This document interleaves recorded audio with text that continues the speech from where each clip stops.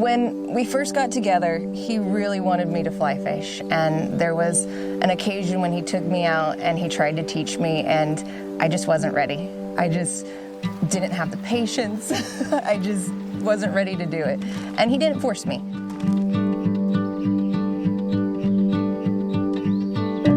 One day in the river, I was spin fishing and he was fly fishing, and he was just catching fish and catching fish and catching fish. So I was finally like, okay, I have the patience and I actually want to learn now, so teach me. And that was... the day.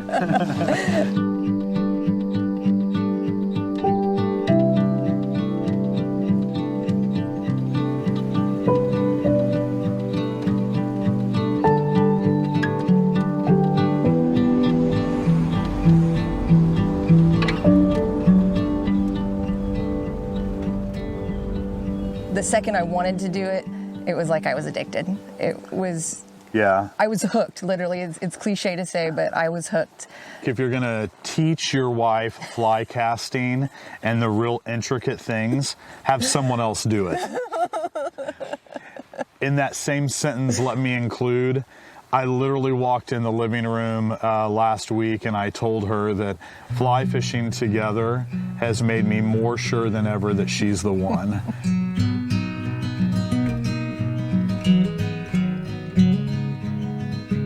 Growing up in the Ozarks was just a great thing for me. I love Missouri and I love Southwest Missouri. The Ozarks Plateau, the rolling hills, the springs. It's not just fishing, but hiking and foraging. We love to forage, and it's just all those little aspects that come together when you're in nature.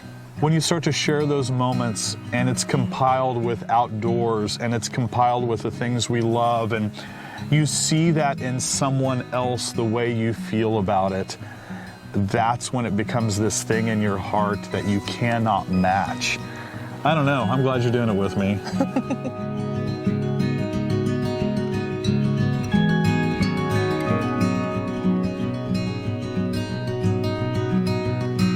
What a lot of people don't realize about Southwest Missouri, or Missouri, I guess, is we are blessed with 9 blue ribbon trout streams.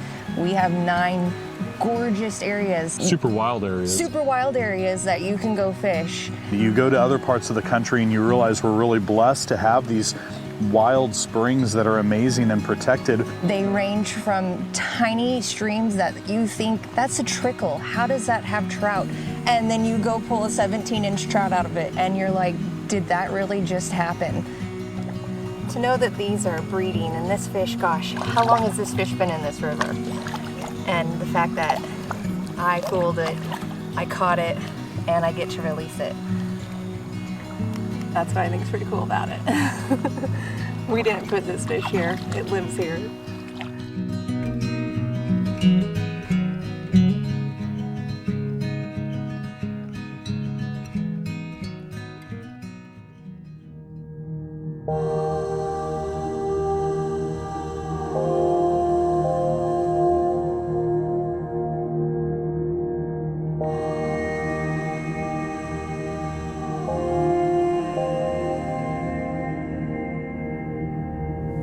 I started fly fishing when I was about 16 or 17 and worked in fly shops, having amazing mentors, whether they were local or since I worked for Bass Pro and the White River Fly Shop, we got really big names through like Dave Whitlock, Larry Dahlberg, Lefty Cray. I have so many great moments with those guys. But then after years of fishing and streamer fishing and nymphing and all the dry fly fishing, I picked up Euro and I just fell in love with it. It's really ignited my passion that I already have for fly fishing to this huge level that I didn't think it could be taken to again, and that's an impressive thing for me. As I grid across, I'm trying to pick out a 10-foot square. I worked across this, drifting through. I finally started picking up fish on the biggest bead because this is pretty swift. And in this seam, there's a fish. Oh, there he goes. We love the 11 point. This is really why we fish here, is the wild fish. This fish has probably never been hooked to really put up a battle. You catch a lot of like 14-inch, 15-inch really fun ones, but when you get into those 17, 18, 20-inch fish here, oh my gosh, that's so fun. Euro nipping's a lot of different things to a lot of different people right now because it's a newer thing. It's not really well known in the Ozarks. It's just coming into light more, but that's where it's a really cool thing that we've had the ability to start teaching people, sharing our passion for it, sharing not only how we love these places and want to protect them, but then also about how much we love what we do and to pass on that feeling to others.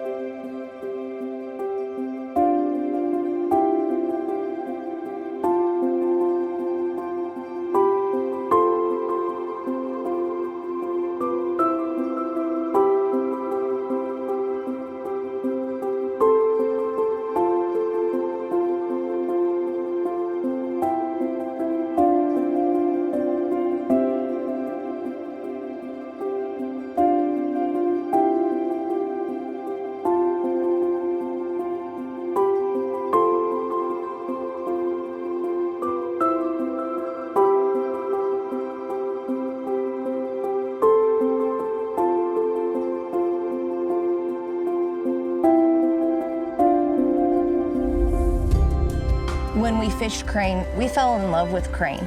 And we fell in love with crane to the point that we wanted to give back to that river. And that was the main reason we chose the fly fishing club that we are a part of today. There's lots of fly fishing clubs out there, but SMFF is stream team number 57. And you know, we got to do water quality monitoring, we do trash pickups, we got to do the red band project, which is literally catching trout, clipping them for genetic testing to prove what type of strain they are. That was rewarding. And that's, I mean, it's all things that we love to do involving a sport we love.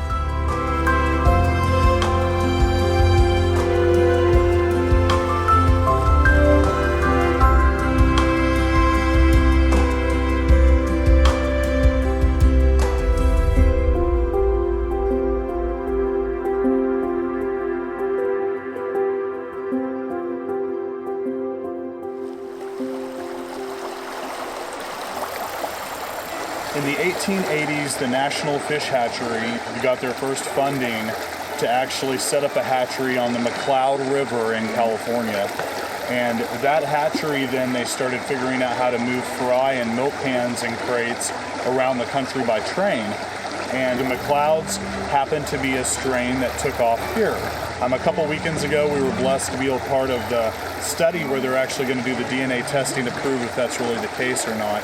They could have turned into their own Missouri crane strain over this time, but you catch the fish here, you see the bright red band pink stripe known of the McCloud. That's their nickname, the red band. And when you catch those fish, you can't help but notice and think there's some correlation. Special, special fishery. One of the trophies lately for me are not big fish, but small fish with par marks that I know have been raised in the river or grown in the river. That fish, to me, to show that there's an active breeding thing happening, that's our future. That is the future of these wild streams and what it is. And that's why all of this has also come back full circle for me, to be able to give back and love it and enjoy it. That's the whole thing right there. Of course, we love the outdoors and all of this, but it's about these moments that we can share with others, that we can share with people.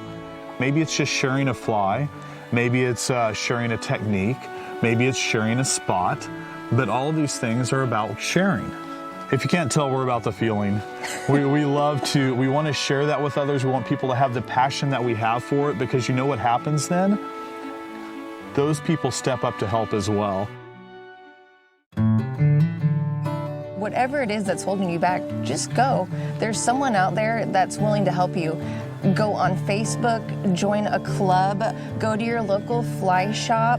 There are guys out there, there's other women out there that are willing and want to help you. I mean, you're not gonna be great the first time. It takes practice, it takes patience, but everyone gets hung up in the trees and everyone gets stuck on rocks and everyone tangles their line. Gets frustrated. Everything, everybody does it. So you just have to get out there and try.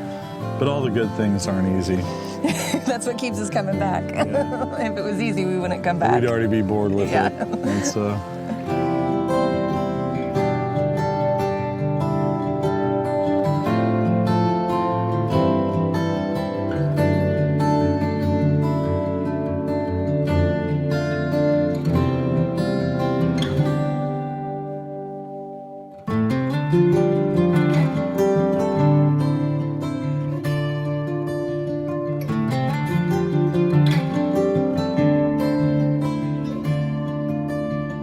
you.